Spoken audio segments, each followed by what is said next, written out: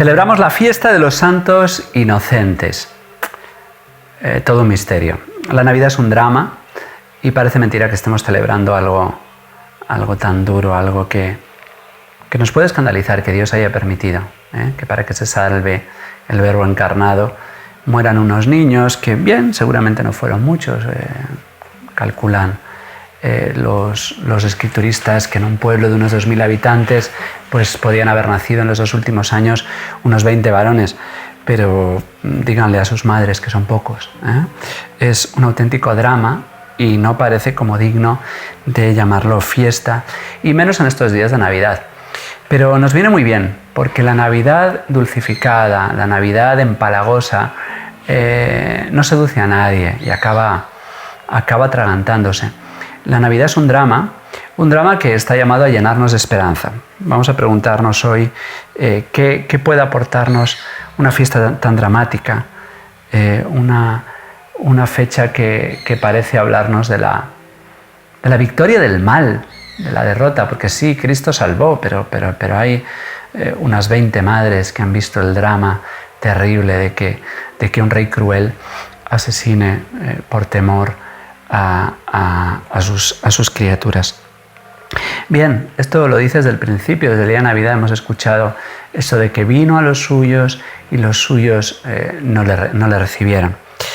Herodes, que había querido pasar como un hombre piadoso construyendo el templo, en realidad no engañaba a nadie. Herodes era un ser deleznable, cruel. Llegó a decir el emperador que él prefería ser un chancho, un cerdo de Herodes, que para fingir su fe no comía cerdo para hacer creer que era un judío piadoso, porque Herodes era un idumeo, era de Edom, de la parte sur, que los reyes asmoneos, Juan Hircano, obligó, cuando los conquistó y sometió, les obligó a circuncidarse, pero realmente nunca llegaron a ser judíos de corazón. Y Herodes fingía ser un judío piadoso, pero luego pues era capaz, en esta obsesión por salvar el poder, era capaz de asesinar a todas aquellas personas que él temía que le quisieran quitar el poder, a sus esposas, a sus hijos, sabía que nadie iba a llorar su muerte, así que decidió, gracias a Dios no le hicieron caso, pero decidió en su testamento que para que alguien llorase el día de su muerte se asesinasen a unos cuantos nobles, y de ese modo habría lágrimas en Jerusalén. Esta es la condición de este rey perverso, cruel, cobarde, tirano. Y bien, y la historia se sigue repitiendo. Esto a mí me recuerda mucho también a Napoleón Bonaparte, ¿no? que fingió ser un buen cristiano después de haberse él coronado, como Herodes, que no quería que nadie le quitase la corona, le arrancó de las manos al Papa la corona para ponérsela a él, y llegó a fingir ser un buen cristiano, aunque realmente parece que murió como cristiano verdadero, pero no vivió como cristiano. Lo que pasa es que él, después de haber visto la heroica defensa de la fe de los vandeanos, después de ver que de Francia no se podía de un plumazo arrancar la fe, pues se dio cuenta de que si quería que triunfasen los principios de la Revolución Francesa, que eran su verdadera religión, pues tenía que halagar a la Iglesia y tenía que someterla no a la fuerza, porque de ese modo no lo lograría. Él llegó a decir que si fuera musulmán si fuera rey de musulmanes haría mezquitas, y si fuera rey de los judíos haría un templo en Jerusalén. Bien, esto es continuo, ¿no? El deseo de la domesticación de la Iglesia, del gobierno chino, que hace una iglesia pseudo-patriótica, los regímenes como el chavista, que intentan hacer iglesias sometidas. Y bueno, aunque siempre, por desgracia, hay católicos cobardes de segundo binario que deciden renunciar a sus principios para seguir viviendo bien, gracias a Dios siempre ha habido y habrá no juramentados, ¿no? Aquellos que no se sometan a los regímenes de los dictadores de este mundo. Y si no, cuando no lo logran estos reyes, estos tiranos, Herodes, Napoleón y tantos otros, pues entonces intentan a la fuerza arrebatar la corona. Lo mismo hará Poncio Pilato, él sabe que Jesús es inocente, pero lo acabará asesinando, lo acabará matando para no perder su corona en nombre de una democracia, idolatrando la voz del pueblo, la supuesta voz del pueblo, que es la voz de un pueblo que no sabe lo que está eligiendo. Bien, hoy el mundo está plagado de Herodes que no están dispuestos a que les arrebaten sus coronas de hojalata, una supuesta vida mejor, más cómoda y más egoísta.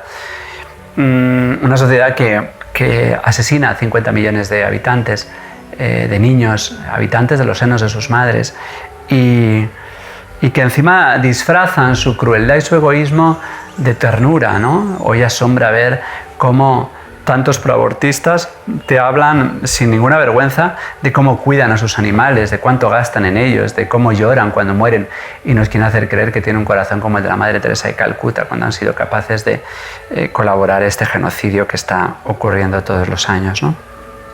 Bien, pues esto nos ha llevado al egoísmo, a uno de los egoísmos más grandes, ¿no? Una persona capaz de asesinar a su propio hijo, sea la madre, sea el padre, pues es capaz de cualquier cosa, Y esto lo digo siendo muy consciente de que cuantísimas madres, después de haber abortado, se han hecho conscientes de lo que han hecho y ya están en nuestro camino, ¿no? Y se han convertido en grandes apóstoles y grandes mujeres que después de haber sido engañadas, pues ahora han quitado la máscara al engaño del aborto.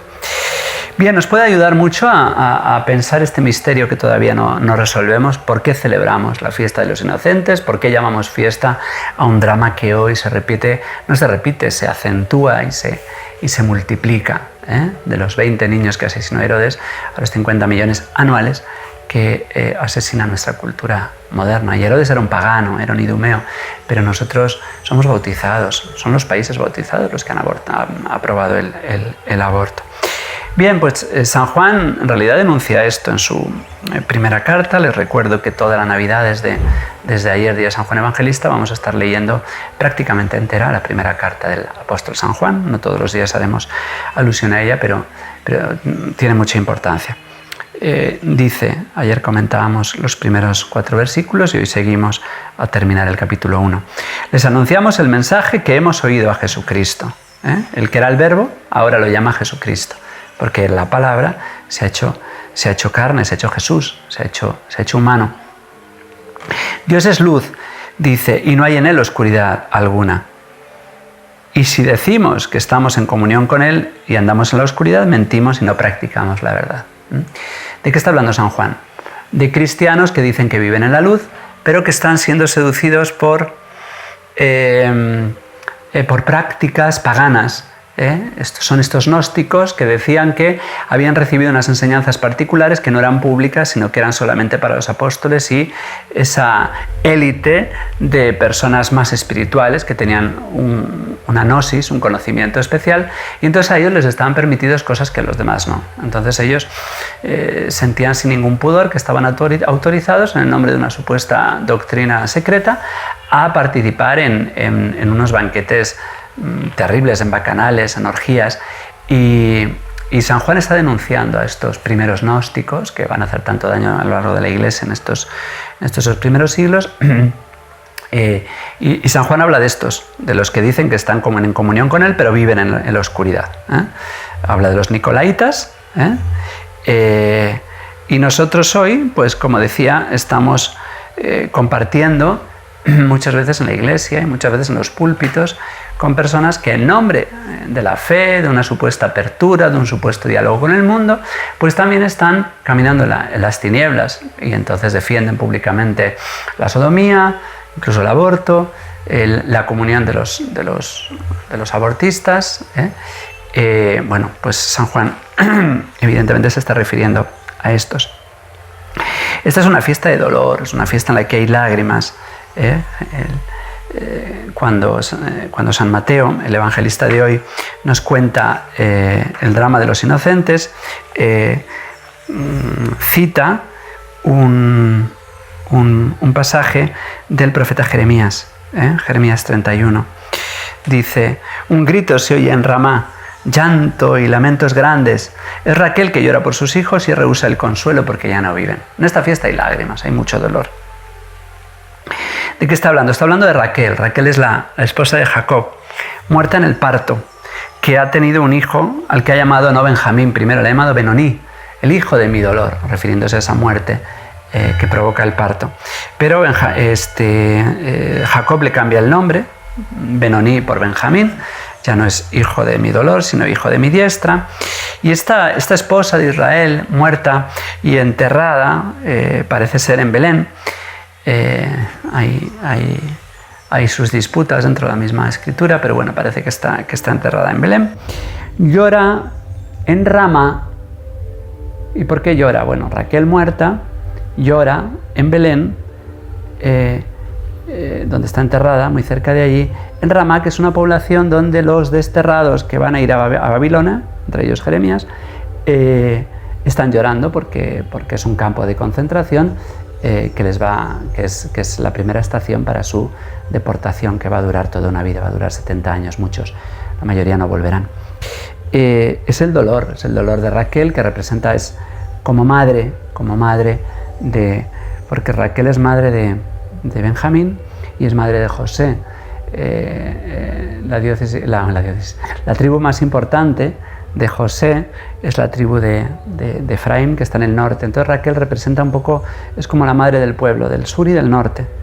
Entonces las lágrimas de Raquel son las lágrimas de la madre que llora por todos sus hijos y que llora por esta deportación, primero la que había sufrido Samaria por parte de Asiria y ahora la que sufre Judea por parte de Babilonia. Estas lágrimas tienen que estar en nuestro corazón, tenemos que llorar. Si no nos hace llorar, si no nos hace sufrir el aborto, somos unos canallas. Hace poco yo escuchaba que el mayor defensor de la vida en los tiempos modernos era Donald Trump. Y uno dice, ¿cómo puede ser que Donald Trump, que tiene sus aciertos y ciertamente ha sido un defensor de la vida con todos sus errores y con todas sus antipatías que pueda despertar y sus incongruencias personales, pero ciertamente ha sido un político gran defensor de la vida? Pero ¿cómo puede ser que alguien diga que en el siglo XXI el mayor defensor es Donald Trump? ¿Y la Iglesia? ¿No se percibe a la Iglesia como la mayor defensora de la vida? Bueno, a veces por desgracia son muchos los que callan, sí, gracias a Dios dentro de la Iglesia es la voz que más se oye, pero ciertamente dentro de la Iglesia hace falta una limpieza muy grande. Un sector grande de la Iglesia que disfraza la sodomía, como decía, que no quiere darse cuenta de que si ha habido abusos en el clero, la inmensa mayoría de los abusos dentro de la Iglesia han sido por parte de sodomitas, han sido varones abusados. Entonces, dice San Juan, si caminamos en la luz, como Él, que está en la luz, estamos en comunión unos con otros. Y la sangre de su Hijo nos limpia de todo pecado. Tenemos que caminar en la luz, no caminar en las tinieblas. Y ver la realidad, que nos ilumine lo mal que están las cosas. Porque si decimos que no tenemos pecado, nos engañamos a nosotros mismos. Tenemos que hacer un serio examen de conciencia de hasta qué punto somos cómplices de este mal que estamos viviendo. Provocando la mentalidad antinatalista. Muchas veces a mí me asombra que en muchas parroquias se hacen cursillos prematrimoniales, pero no se enseñan la verdadera doctrina o no se enseña con generosidad a tener hijos y a fiarse de Dios, ni dentro de la Iglesia. A veces somos cómplices de esta mentalidad antinatalista que lleva a una mentalidad abortista. Hay personas que no son abortistas, pero que sí son partidarios de reducir el número de hijos, pensando que calculamos mejor que Dios. Y al final, cuando tener hijos es una mala noticia, el día que viene un hijo, que es muy fácil que venga, porque es muy fácil hacer hijos, pues el paso al aborto es un paso mucho más fácil del que nos pueda parecer en principio. Si reconocemos, prosigue San Juan, nuestros pecados, Dios, que es justo y fiel, perdonará nuestros pecados y nos purificará. Hijos míos, les escribo estas cosas para que no pequen, pero si alguno peca, tenemos ante el Padre un abogado, Jesucristo, el justo. ¿Cuántas mujeres, decía antes, y cuántas personas que han estado metidos, y cuántos médicos? Estoy pensando en el doctor Nathanson, que era el doctor de la muerte, y sin embargo se convirtió en un grandísimo defensor de la vida. Él se ha entregado, sigue San Juan, como víctima por nuestros pecados, y no solamente por los nuestros, sino por los del mundo entero. El Señor nos ha lavado realmente, y estos gravísimos pecados que asolan a la humanidad, el Señor los puede lavar, nos puede cambiar y nos puede transformar. Yo estoy muy convencido de que llegará una generación que se asustará de lo que hemos hecho nosotros, de lo que ha hecho la nuestra. Nuestra sociedad está muy ciega, pero estoy muy convencido, como la victoria es de la vida, la victoria es de Dios, la victoria es de la verdad. Llegará una generación que diga, pero que nos diga a nosotros cuando estemos muertos, ¿qué han hecho? ¿Qué han hecho con el tesoro y la herencia que han recibido? Seremos juzgados no solamente por Dios, sino por nuestros hijos o por nuestros nietos, qué sé yo. Pero hemos de saborear esa victoria, porque es imposible, la vida sale adelante. El futuro es de los que tienen hijos, el futuro es de las familias, el futuro no es de los sodomitas que son estériles como mulos, el futuro es de los que somos fecundos, de la Iglesia, incluso los sacerdotes que no tenemos hijos, pues damos vida y por nuestras manos pasan tantos que empiezan a soñar con tener familias y familias grandes, por eso nos llaman padres o madres a tantas religiosas dadoras de vida. Pues si San Mateo ha citado a Jeremías en su versículo más conocido, el 15 del capítulo 31, es Raquel que llora por la muerte de sus hijos, sigamos con el 16, porque cambia completamente la historia y por eso lo que celebramos hoy es una fiesta. Deja de llorar, tus hijos volverán de la tierra del enemigo y volverán a casa. Esta es la promesa. Esta es la promesa de nuestra conversión, de la conversión de una sociedad que acabará reconociendo a Cristo. Es verdad que por el camino podemos pasar por Babilonia, como el pueblo hebreo al que habla Jeremías, o por Egipto, como hace la Sagrada Familia de Belén, como hace la Sagrada Familia que tiene que huir a Egipto para salvar su vida y volver a un nuevo éxodo. Ahora van a Egipto, es un éxodo al revés, y después, cuando el ángel lo diga, José, María y Jesús volverán a Nazaret, desde donde vino Moisés. Pues nosotros estamos dispuestos a pasar por el éxodo, por los sufrimientos que sean, por hacernos testigos de la luz, y de ese modo haremos nuestro propio éxodo y volveremos del destierro de Babilonia o de Egipto para gozar de la tierra prometida, que nos está prometida a aquellos que dejemos, que no mintamos, que digamos que somos pecadores y que reconozcamos que necesitamos la salvación de Cristo Jesús que ha nacido en Belén. Que la bendición de Dios Todopoderoso, Padre, Hijo y Espíritu Santo descienda sobre ustedes y les acompañe siempre. Feliz Navidad y hasta mañana, si Dios quiere.